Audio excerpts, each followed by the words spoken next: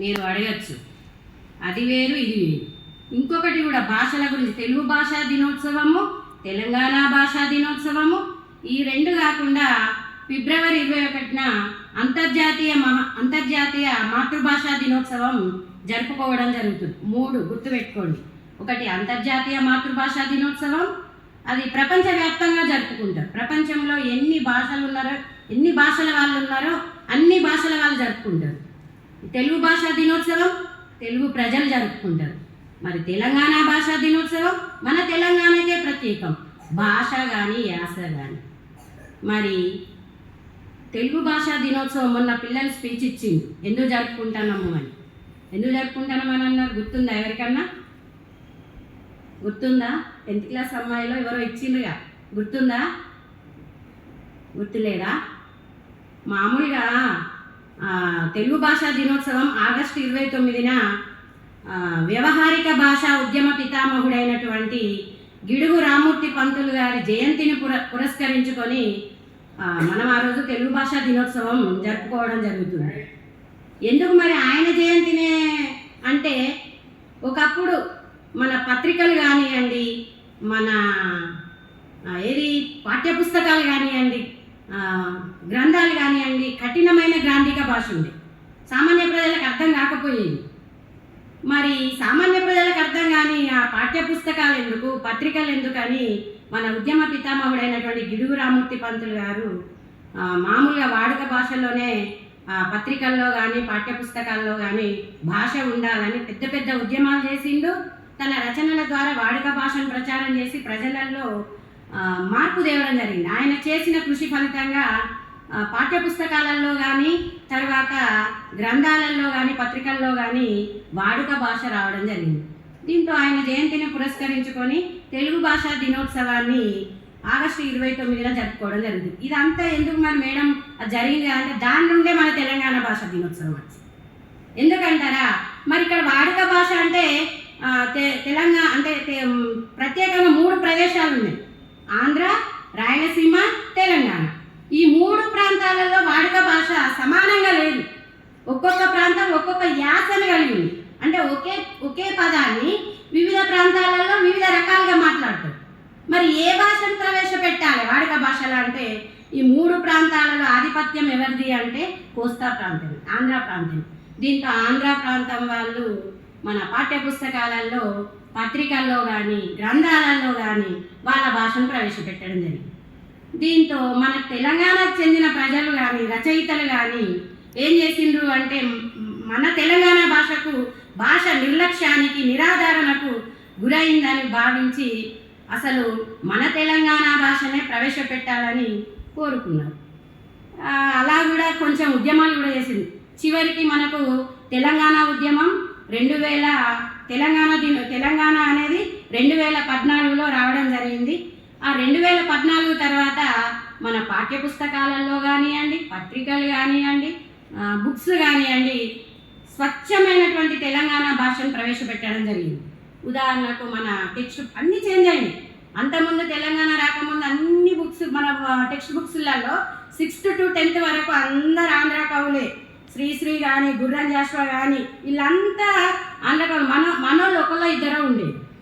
దీంతో ఇక మొత్తం పాఠ్యపుస్తకాలను చేంజ్ చేయడం. ఇప్పుడు 10th క్లాస్ చూడండి, ఎవరి భాష వాళ్ళకు విన సొంపు, 2nd లెసన్ అనుకుంటా, 4th లెసన్ కొత్త భాష, మొత్తం స్వచ్ఛమైన తెలంగాణ భాషకు. మన 6th to 10th వరకు అన్ని బుక్స్లలో తెలంగాణ కవుల రచనలే ఉన్నాయి, ఒక్క ఆంధ్ర కవి లేడు. దీంతో మన భాషకు సముచితమైన స్థానం అనేది రావడం జరిగింది. అంతేకాకుండా ఒకప్పుడు సినిమాలలో తెలంగాణ భాష అంటేనే విలన్లకు ఉపయోగించేటోళ్ళు. ఇప్పుడు చూడండి, ఆ భాషతోనే మంచి మంచి సినిమాలు తీయడం జరుగుతుంది. ఉదాహరణ బలగం సినిమా చూసిండ్రా? బలగం సినిమా ఎంతమంది చూసిండ్రు? అది ఎంత మంచి అవార్డు వచ్చింది చూడండి. ఇంకా ఊళ్ళల్లో ప్రతి గ్రామంలో కూడా థియేటర్ పెట్టి మంచి ప్రతి ఒక్కరు చూడడం జరిగింది. ఆ సినిమాలో కల్చర్, సంస్కృతి, సాంప్రదాయాలు అన్నీ మన తెలంగాణ. అవునా కదా? పాఠ్యపుస్తకాలలో కానివ్వండి, సినిమాలలో కానీ. ఇంకొకటి ఏంటంటే మన అంటే కల్చర్లో ఇందులో మీ తల్లిదండ్రులను ఎంతమంది మమ్మీ డాడీ అంటారు? మమ్మీ డాడీ, నాకైతే అందరు మమ్మీ డాడీ అంటాను ఇక. ఓకే, చేతులు దించండి. ఇందులో మీ తల్లిదండ్రులను ఎంతమంది అమ్మ నాన్న అంటాను? తక్కువ. ఇందులో దించండి. ఇందులో ఎంతమంది తల్లిదండ్రులను నాయన అవ్వ అంటాను? ఎవ్వరన్నా. కానీ అవ్వ నాయన అనేది అచ్చమైన తెలంగాణ పదాలు. తెలంగాణ భాష వినసొంపైనది, ఆత్మీయతం కలిగినది. నా వరకు వస్తే నా పిల్లలు నన్ను మమ్మీ డాడీ అన్నారు, నేను మా అమ్మ నాన్నను నేను మా తల్లిదండ్రులను అమ్మ నాన్న అన్నా. మా నాన్న హయాంలో అవ్వ నాయన అని చాలా ఆత్మీయం అనిపించేది. కానీ ఇక్కడ అవ్వ నాయన మళ్ళీ మిమ్మల్ని విలవమని అనట్లేదు. ఏంటి, పరాయి భాషను నేర్చుకుంటూ, పరాయి భాషను విజ్ఞానాన్ని నేర్చుకుంటూ మన భాషను కూడా గౌరవించాలి. ఇంతకుముందు అమ్మాయి అన్నది మన తెలంగాణ భాషను యాసను కాపాడుకో, అది నేను చిన్న ఉదాహరణ అంతే.